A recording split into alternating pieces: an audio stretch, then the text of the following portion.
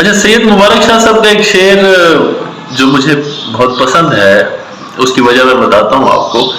کہ نکلوں بھی جو گزرے ہوئے لمحات کی زد سے، ڈر مجھ سے لپٹ جاتے ہیں آتے ہوئے کل کے۔ بڑا کمال کا مضمون پیش کیا شاہ صاحب نے اس میں، جو میں سمجھتا ہوں کہ اکثر لوگوں میں یہ معاملات، یہ کیفیت پائی جاتی ہے۔ مطلب نکلوں بھی جو گزرے ہوئے لمحات کی زد سے، یعنی کہ گزرے ہوئے لمحات مطلب ماضی ہمارے ماضی میں جو لمحات گزر گئے، ویسے تو بہت سارے لمحات گزر گئے نا، ساری زندگی گزر گئی، لیکن کچھ لمحات ایسے گزرے ہیں کہ ہم جن کی گرفت میں ہیں، زد میں ہیں، گرفت میں ہیں، تو وہ گرفت بھی ایسی کہ جس سے انسان نکلنا بھی چاہتا ہے۔ مطلب کوئی دکھ کی بات ہے، کوئی پریشانی کی بات ہے، کوئی غم کی بات ہے، کوئی پچھتاوے کی بات ہے، کوئی ناکامی کی بات ہے۔ مطلب ہر انسان کے الگ الگ معاملات ہو سکتے ہیں۔ مطلب جب ہم ماضی میں سوچتے ہیں تو بہت سارے لوگ یہ سوچتے ہوں گے کہ اگر ایسا نہ ہوتا تو آج میں کسی اور مقام پہ ہوتا، میں نے یہ نہ کیا ہوتا، یہ کیا ہوتا، یہ پچھتاوا کہ میں نے اس طرح زندگی گزاری ہوتی تو میری زندگی ایسے ہوتی۔ اور کچھ لوگوں کے ذہن میں خیالات چل رہے ہوتے ہیں کہ میرے ساتھ اس نے ایسا نہ کیا ہوتا، میرے ساتھ اس نے ایسا نہ کیا ہوتا، یوں نہ ہوا ہوتا تو میں کچھ اور ہوتا۔ مطلب دوسروں پہ الزام لگانا کہ میری زندگی اس نے برباد کر دی، فلاں نے برباد کر دی، فلاں نے برباد کر دی۔ بعض لوگ خدا سے بھی شکوہ کر رہے ہوتے ہیں کہ جی ہمیں کہاں پیدا کر دیا، نہ پیسہ ہے، نہ دولت ہے، نہ گھر ہے، نہ گاڑی ہے۔ تو مطلب یہ تمام باتیں جو ہیں، یہ انسان کے لیے ماضی کے وہ لمحات ہیں جن کی گرفت میں رہتے ہوئے موجودہ لمحے کو ہم اس کی قید میں رکھتے ہوئے گزار رہے ہوتے ہیں۔ اچھا، یہ ایک پارٹ ہے اس کا۔ اس کا اگلا پارٹ جو ہے وہ ہے ڈر مجھ سے لپٹ جاتے ہیں۔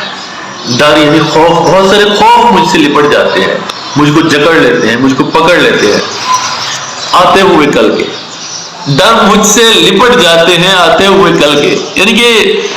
وہ ایک لمحہ، موجودہ لمحہ جس میں جی رہا ہوں، اس موجودہ لمحے میں انسان دو طرح کے دشمنوں میں گھرا ہوتا ہے۔ ایک وہ ماضی جو گزر چکا،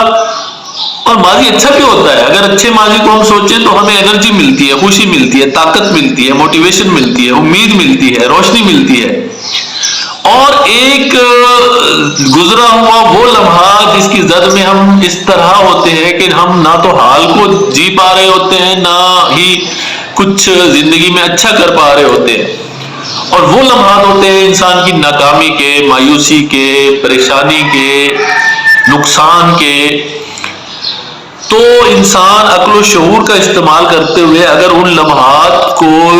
ویریفائی کر کے ان سے نکلنے کی کوشش کرے بھی، تو پھر اس کا اگلا دشمن کھڑا ہوتا ہے، اس کا مستقبل۔ اچھا جی، اب کیا ہوگا، کیسے ہوگا، یوں نہ ہوا تو کیا ہوگا، یوں نہ ہوا تو کیا ہوگا، میں یہ نہیں کر پاؤں گا، مجھ سے یہ نہیں ہو پائے گا، لوگ کیا کہیں گے، معاشرہ کیسے ترقی کر رہا ہے، میں کہاں پہ پہنچا ہوں، میں کہاں تک پہنچ سکتا ہوں۔ پتہ نہیں کتنے سوال ذہن میں جو ہے نا انسان کو جکڑ لیتے ہیں۔ اچھا، وہ ماضی اور پھر مستقبل کے، ماضی ہمارے لیے ایک سمجھ لے کہ غم ہے، مطلب اس میں جب بھی ہم جائیں گے تو ہمیں کوئی نہ کوئی دکھ ملے گا، کوئی پریشانی ملے گی، کوئی ناکامی ملے گی، کوئی پچھتاوا ملے گا۔ اور جو مستقبل ہے وہ خوف ہے۔ تو سید مبارک شاہ صاحب انسان کو اس طرف مائل کر رہے ہیں، یا انسان کی توجہ اس طرف راغب کرا رہے ہیں کہ بھائی